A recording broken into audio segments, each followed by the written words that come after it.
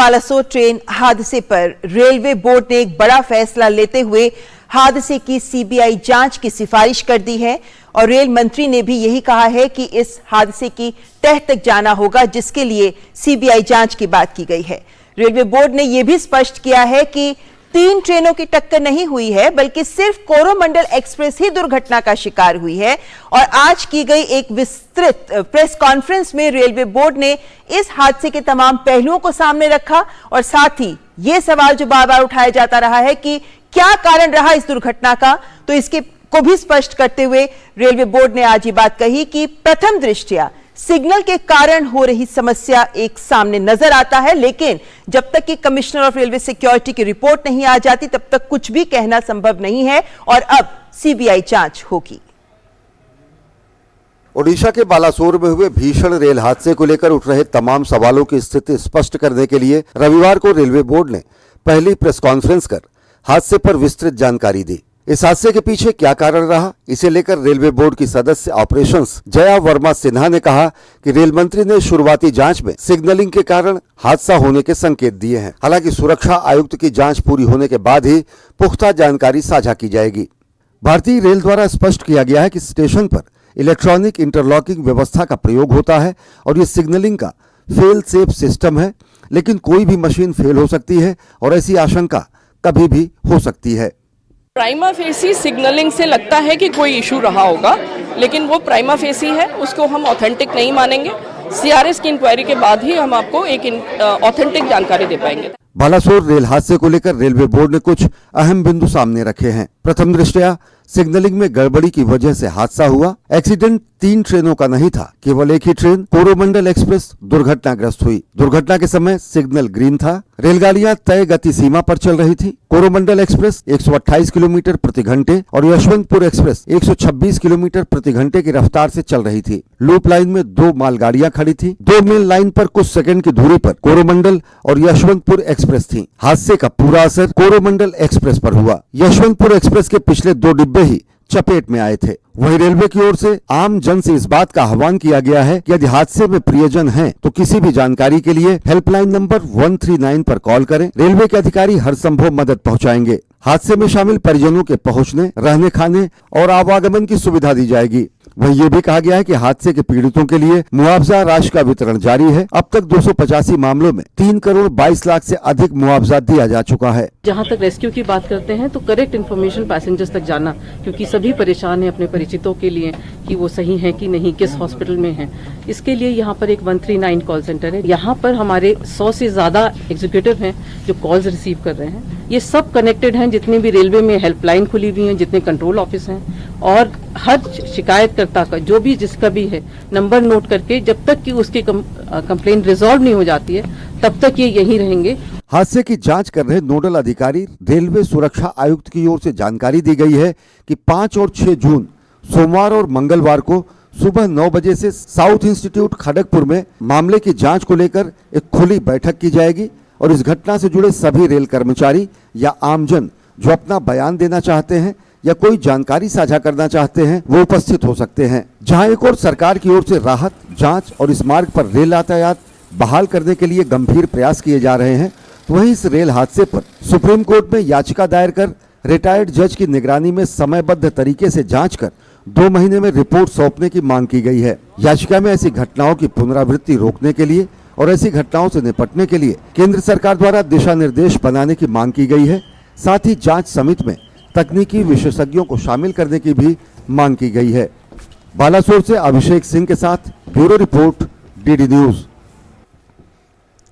और railway board की सदस्य जया वर्मा सिन्हा ने आज इस बात को भी सामने रखा है कि रेलवे लाइनों के मरम्मत का काम किया जा रहा है और रात 8 बजे तक 2 लाइनों से गाड़ियां धीमे धीमे गति से आने जाने की भी उम्मीद है। और खबर यह भी आ रही है कि एक ट्रेन के लिए रास्ता साफ कर दिया गया है और उम्मीद यह भी जताई जा रही है कि देर रात तक 2 ट्रेनों की आवाजाही यानी up and down line links वहां पर आवाजाही शुरू हो सकती है, यानी रेस्टोरेशन का काम भी तेज रफ्तार से इस वक्त जारी है। उड़ीसा में भीषण रेल हादसे के बाद मरम्मत का काम युद्ध स्तर पर किया जा रहा है। 1000 से अधिक कर्मचारी दिन रात मरम्मत के कार्य में जुटे हुए हैं। रेल मंत्री अश्विनी वैष्णव घटनास्थल पर मौजूद रहकर इन कार्यों की निगरानी कर रहे हैं। उन्होंने रात भर चले मरम्मत कार्यों का जायजा लिया। इस दौरान केंद्रीय मंत्री धर्मेंद्र प्रधान भी वहां मौजूद रहे। अधिकारियों का बड़ा अमला भी घटनास्थल पर बहाली के काम को देख रहा है। जितनी भी बोगी पलटी थी उनको हटा दिया गया है। बहाली के काम में तेजी लाने के लिए 7 पोकलेन मशीनों का इस्तेमाल किया जा रहा है। घटनास्थल पर 2 दुर्घटना राहत ट्रेनें भी मौजूद हैं। वहीं सुरक्षा क्रेनों को मरम्मत के काम में लगाया गया है। रेलवे के डॉक्टर घायलों का इलाज कर रहे हैं और अस्पताल में डॉक्टरों से समन्वय कर रहे हैं। रेलवे मंत्री अश्विनी वैष्णव ने ट्वीट करते हुए बताया कि डाउन मेल लाइन को आज 12:05 पर ठीक कर दिया गया, जिससे ट्रेनों का परिचालन हो सके। बुधवार की सुबह तक लाइन को पूरी तरह से बहाल कर देने की उम्मीद जताई जा रही है। इस बीच रेल मंत्रालय के सूत्रों के मुताबिक प्रधानमंत्री नरेंद्र मोदी ने रेल दुर्घटना के संबंध में रेल मंत्री अश्विनी वैष्णव से बात की और मरम्मत कार्य की प्रगति की जानकारी ली। वहीं ओडिशा के मुख्यमंत्री नवीन पटनायक ने भी पीएम मोदी को फोन कर ताजा हालात की जानकारी दी। रूट कॉज आइडेंटिफाई कर लिया गया है और जिन्होंने ये काम किया है वो लोग भी आइडेंटिफाई हो गए हैं और इसके ऊपर जैसे ही कमिश्नर ऑफ रेल सेफ्टी की इंक्वायरी रिपोर्ट आएगी और इसमें पीछे क्या कारण थे, किस कारण से हादसा किया गया, वो भी जानकारी जल्दी सामने आ जाएगी। इस बीच ओडिशा के मुख्य सचिव प्रदीप जेना ने बालासोर रेल हादसे की मृतकों की संख्या के बारे में नई जानकारी दी है। मुख्य सचिव ने कहा कि इस हादसे में मृतकों की संख्या 275 है, न कि 288। इस आंकड़े को जिलाधिकारी के द्वारा फिर से जांच करने के बाद बताया गया है। साथ ही उन्होंने कहा कि इन 275 मृतकों में से 78 शवों की पहचान की जा चुकी है। 275 और वो 275 से 78 जो डेड बॉडीज है, मृतक है, उनका आइडेंटिफिकेशन हो चुका है और उनका रिश्तेदारों को ये सौंप दिया गया है। उधर स्वास्थ्य मंत्री डॉक्टर मनसुख मांडविया ने भुवनेश्वर के एम्स में बालासोर रेल हादसे में घायल हुए लोगों के इलाज के संबंध में समीक्षा बैठक की। स्वास्थ्य मंत्री ने एम्स भुवनेश्वर के वरिष्ठ चिकित्सकों और अधिकारियों के साथ बैठक की। बैठक के दौरान स्वास्थ्य मंत्री ने अलग अलग अस्पतालों में भर्ती घायलों के बारे में जानकारी ली। स्वास्थ्य मंत्री ने बताया कि गंभीर रूप से घायलों के इलाज के लिए दिल्ली से विशेष डॉक्टरों की टीम को बुलाया गया है। इसके अलावा स्वास्थ्य मंत्री ने बालासोर ट्रेन हादसे पर चर्चा के लिए रेल मंत्री अश्विनी वैष्णव और केंद्रीय मंत्री धर्मेंद्र प्रधान के साथ भी बैठक की। कई लोगों को क्रिटिकल केयर की भी आवश्यकता है, उसको बेस्ट ट्रीटमेंट मिल पाए इसलिए दिल्ली एम्स के नेतृत्व में lady Hardinge hospital, RML hospital, सभी के एक्सपर्ट डॉक्टर को लेके एयरफोर्स के स्पेशल प्लेन के द्वारा एक टीम भुवनेश्वर पहुंची है। रेल मंत्री अश्विनी वैष्णव और केंद्रीय मंत्री धर्मेंद्र प्रधान ने भद्रक अस्पताल का दौरा कर घायलों का हाल चाल जाना। रेल मंत्री ने बताया कि भद्रक के सरकारी अस्पताल में करीब सभी मरीजों की अपने परिवारों से बात हो चुकी है। साथ ही उन्होंने इस कठिन परिस्थिति में बेहतरीन सुविधा मुहैया कराने के लिए अस्पताल के सभी डॉक्टरों और कर्मचारियों का आभार व्यक्त किया। भद्रक हॉस्पिटल में अभी आकर सभी पेशेंट्स से बात की। करीब सभी पेशेंट्स को अपने परिवार से बातचीत हो चुकी है, उनका संपर्क हो गया है। भद्रक मेडिकल के जितने भी डॉक्टर्स और स्टाफ हैं, सबको मैं बहुत धन्यवाद देना चाहूँगा। बहुत ही अच्छे तरीके से आपने सुचारू तरीके से सबकी सेवा की है, सभी पेशेंट्स की। केंद्रीय रेल मंत्री अश्विनी वैष्णव, केंद्रीय स्वास्थ्य परिवार कल्याण मंत्री मनसुख मांडविया और केंद्रीय मंत्री धर्मेंद्र प्रधान के साथ श्री रामचंद्र भंज मेडिकल कॉलेज का दौरा किया। उन्होंने भर्ती मरीजों से बातचीत की और चिकित्सकों के साथ भी परिस्थिति पर चर्चा की। घायलों के परिजन अस्पताल में चल रहे इलाज और उन्हें दी जा रही सुविधा से संतुष्ट दिखे। आपको हमारा कोई सहयोग की आवश्यकता हो या तो कोऑर्डिनेटिव एफर्ट के लिए 1, 2, 3 चीजें करने की आवश्यकता हो तो आप अवश्य अभी सामने रख सकते हो, ताकि हम आने वाले दिनों में और लोगों को बचा पाए। बालासोर के डीजी एनडीआरएफ ने बताया कि राहत और बचाव कार्य में स्थानीय लोगों ने बढ़ चढ़कर हिस्सा लिया। उनकी तरफ से हर संभव मदद मिली। एनडीआरएफ के 300 बचाव कर्मियों ने इसमें हिस्सा लिया। The response was prompt and effective is what I can say. The community was amazing in their response and their large-heartedness in sharing their food. They were serving water to my rescuers while they were working, and they have donated blood in large numbers. I think community has done a wonderful job. विभिन्न अस्पतालों में 1175 मरीज भर्ती हुए, जिनमें से 793 लोगों को छुट्टी दे दी गई है। ज्यादातर घायल मरीजों की हालत स्थिर है। रेलवे ने मृतकों के परिजनों को 10 लाख, गंभीर रूप से घायलों को 2 लाख रुपए और अन्य घायलों को 50,000 रुपए की अनुग्रह राशि देने की घोषणा की है। वहीं यात्रियों को उनके गंतव्य तक पहुंचाने के लिए विशेष ट्रेनों की व्यवस्था की गई है। उधर उड़ीसा के मुख्यमंत्री नवीन पटनायक ने मृतकों के परिजनों के लिए 5 लाख रुपए और गंभीर रूप से घायल लोगों के लिए 50,000 रुपए की सहायता राशि की घोषणा की है।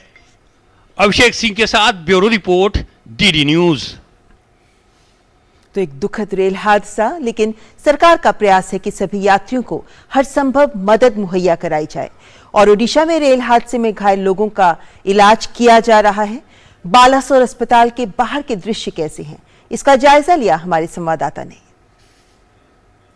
हम इस वक्त मौजूद हैं घटना स्थल से तकरीबन 20 किलोमीटर दूर बालासोर शहर के अंदर, जहां पर ये डिस्ट्रिक्ट जो है हॉस्पिटल है। हॉस्पिटल की तस्वीरें आप देख सकते हैं। यहाँ पर तमाम जो लोग जिनका इलाज चल रहा है, उनके परिजन जो हैं अलग अलग जगहों से यहाँ पहुँचे हुए हैं और यहाँ पर जो है वो अपने लोगों के बारे में जानकारी ले रहे हैं कि किस स्थिति में है, कैसे उनका इलाज किया जा रहा है। और तमाम जो एजेंसीज है भारतीय रेल की ओर से हो या फिर जो स्वयं समूह सहायता जो वाले हैं, वो भी यहाँ पर पहुँचे हुए हैं, वो लोग उनको मदद कर रहे हैं। कुछ जो तस्वीरें मैं आपको दिखाना चाहता हूँ कि किस तरीके से स्थानीय लोग और दूर दराज से लोग यहाँ पहुँच रहे हैं और कैसे सेवा कर रहे हैं। जो परिजन हैं उनको, उनके लिए खाने की आप देख सकते हैं जो व्यवस्था की गई है। ये सब्जी है और जो ट्रेन ट्रेजेडी हुआ था उन नज़दीक संपर्क किया उस लोगों को और पेशेंट को, और जो बगल में जितने सारे हैं खाने के लिए उन लोगों के लिए सफिशेंट बना रहे हैं। जो परिजन हैं वो यहाँ पे आ रहे हैं, मिलने जुलने वाले आ रहे हैं। कब से आप लोगों ने यहाँ पे ये कैंप लगाया? परसों रात से यहाँ पे लगे हुए हैं। पहले जेंट्स लोग थे, हम कल सुबह से यहाँ पे ड्यूटी दे रहे हैं। कहाँ से आए हैं आप लोग? बालासोर से लोकल है, सुनट से आए हैं यहाँ। बालेश्वर के सुनट से लोकल है।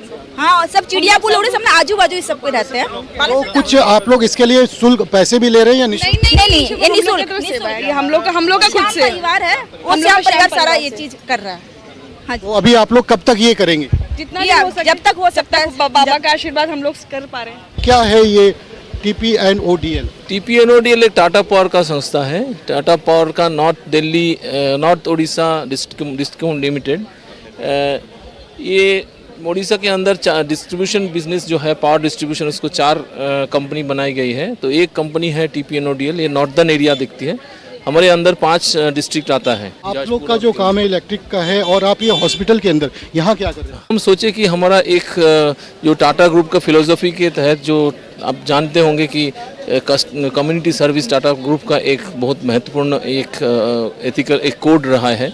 तो उसी के तहत हम लोग डिसाइड किए कि जो लोग यहाँ पे इंजर्ड है वो तो है, लेकिन जो लोग उनको देखने के लिए, मिलने के लिए आ रहे हैं, वो बहुत उनका तकलीफ हो रहा है। गर्मी में कहीं थोड़ा एक बोतल पानी भी मिल जाए, ग्लूकोन डी मिल जाए, कुछ बिस्किट मिल जाए तो प्रोवाइड करें। यहाँ पे जैसे हम पानी की बोतल देख रहे हैं, पानी की बोतल है, हम पानी सेवा कर रहे हैं, ग्लूकोन डी दे रहे हैं, बिस्किट दे रहे हैं, ड्राई फ्रूट्स दे रहे हैं और अभी हम थोड़ी देर में लंच का भी अरेंजमेंट करेंगे। और कब से हैं आप लोग? सबसे पहले जैसे हमको हादसा के खबर मिला, हमारा एक बहुत वरिष्ठ DGM साहब हैं, उनका भी देहांत हो गया उसमें, और 2 हमारे एम्प्लॉइज़ का इंजर्ड हुए और एक और जूनियर एम्प्लॉई है, उनका भी देहांत हो गया। तो सबसे पहले तो हम वहाँ पे रश कर गए उस साइट पे। हमारे जितने भी मेडिकल सर्विस यूनिट है, 4 हेल्थ यूनिट है एम्बुलेंस टाइप का, तो उसका हम सहारा दिए और DG सेट के जरिए लाइट वाइट लगा दिए ताकि उन पे जो भी रेस्क्यू का काम हो रहा है उसमें कुछ सपोर्ट मिले। और रात भर हम वो किए। उसके बाद जैसे ही देखे कि बॉडी लाए जा रहा है, कुछ डेड बॉडीज़ लाए जा रहा है नोसी में, और यहाँ पे कुछ इंजर्ड है, तो हम कल सुबह से ये डिसाइड किए कि हम जो लोग हम देखे कि बहुत सारे लोग परेशान। ये निःशुल्क दे रहे हैं? नहीं, शुल्क पुल का कुछ नहीं, ये हमारा सेवा है, सर्विस है। ऐसे और भी कई जगह हैं जहाँ पर कि जो स्थानीय लोग हैं, कई सारी जो कंपनी है, कई सारे जो यहाँ के सहायता केंद्र है, वो लोग मदद करने के लिए पहुँच रहे हैं। एक मानवीय पहलू कहेंगे इसे कि जिस तरीके से ये इतना बड़ा हादसा हुआ उसको राज्य सरकार, केंद्र सरकार, रेल मंत्रालय जिस तरीके से पूरा यहाँ पर व्यवस्था की हुई है, तो उसके साथ साथ स्थानीय लोग, टाटा ग्रुप भी इसमें इन्वॉल्व है और लोगों की मदद कर रही है। Abhishek Singh, DD news, Balasore. इस रेल हादसे का एक मानवीय पहलू है ये, लेकिन जब भी कोई ऐसा हादसा होता है तो ऐसे तमाम मार्मिक दृश्य हमारे सामने आते हैं जो हम सबका दिल कचोटते हैं। और बालासोर रेल दुर्घटना की बात करें तो इसका शिकार होने वाले में कई बच्चे भी शामिल हैं। घटनास्थल पर बिखरी पाठ्यक्रम की पुस्तकें दिल दहलाने वाला मंजर पेश करती हैं। हमारे संवाददाता अभिषेक ने भी ऐसा ही नजारा देखा। रेल दुर्घटना कितना बड़ा, कितना भयावह, कितना विभत्स है, ये तो आप तस्वीरों में कई बार देख चुके हैं। लेकिन जो अब इसको रिस्टोरेशन का काम है वो फिलहाल जारी है, युद्ध स्तर पर जारी है। ये OHE को लगाने के लिए इलेक्ट्रिकल वैन है, स्पेशल वैन है, इसे यहाँ बुलाया गया है, वो डिज़ाइन कर रही है। ट्रैक, जो नए ट्रैक डाले जा रहे हैं, साथ साथ जो बोगियां हैं 21 बोगियां उनको हटाया जा चुका है, मालगाड़ी की बोगी को हटाया जा चुका है। यहाँ पर बोगियों को की हालत आप देखिए, जिन्हें शिफ्ट किया गया है। ये इस तरफ ट्रैक है और इस तरफ जो है बोगियों को, इनको भी बाद में जो इनको भी हटाया जाएगा। कितना विभत्स रहा होगा ये जब दुर्घटना हुआ होगा। तो आप देख सकते हैं तमाम जो रेस्क्यू की टीम है वो भी यहाँ पर आप दिख रहा है, जो उन्होंने भगवान की तरह आकर के उन लोगों को बचाया, नहीं तो शायद कैजुअलिटी की जो संख्या है वो और भी ज्यादा होती। तमाम NDRF की टीम, फायर सर्विसेज की टीम, सभी जो है वो यहाँ पे मौजूद है। एक और तस्वीर मैं आपको दिखाना चाहूंगा, बड़ी ही मार्मिक तस्वीर है बच्चों की। देखिए बच्चों के किताब, जो बच्चे जा रहे थे ट्रेन से, उनके किताब यहाँ किस तरीके से बिखरे पड़े हैं। उनमें से उनके कई लोगों के, उनकी आइडेंटिटी को भी यहाँ पे तलाशा जा रहा है कि किसका है, कौन सा बच्चा है। जैसे मैं यहाँ पे दिखाना चाहूंगा, ये बहुत ही छोटी जो है बच्ची है, सोनाली है, ये जो है ये रूपाली का है। ये सभी बच्चे जो है ट्रेवल कर रहे थे। यहाँ पे देखिए बादल राज, उन लोगों के जो आधार कार्ड हैं, उनको उनके जो बैंक के जो डेबिट कार्ड हैं, किताबें हैं, वो यहाँ पे किस तरीके से बिखरा। खिलौना देखिए, मैं आपको यहाँ पे दिखाना चाहूंगा कि बच्चों के लिए जो खिलौना होता है, उनके जो कपड़े होते हैं, उन कंबल, ये सब उनके हैं। और कितना मार्मिक रहा होगा ये जब पूरा हादसा हुआ होगा, कितनी सीख निकली होगी लोगों की। और इसके पीछे जो है जो रूट काउज है, उसे भी रेल मंत्री ने कहा है वो पता लगाया जा चुका है, और जिसका भी हाथ है इसके पीछे उसे सख्त से सख्त सजा भी दिया जाएगा, उसे बख्शा नहीं जाएगा। लेकिन फिलहाल जो प्रायोरिटी है उन घायलों का इलाज किया जाए और साथ साथ जो रेस्टोरेशन का काम है उसे पूरा किया जाए। और तब तक रेल मंत्री भी यहीं पर रहेंगे। उनका कहना है कि बुधवार सुबह तक इसे पूरा कर लिया जाएगा, लेकिन जब तक इस रूट के ऊपर रेलगाड़ी नहीं दौड़ जाती तब तक वो लगातार यही कैंप करेंगे और इस पूरे जो ये रिस्टोरेशन का काम है उस पर नजर बनाए रखेंगे। Abhishek Singh, DD news, Balasore.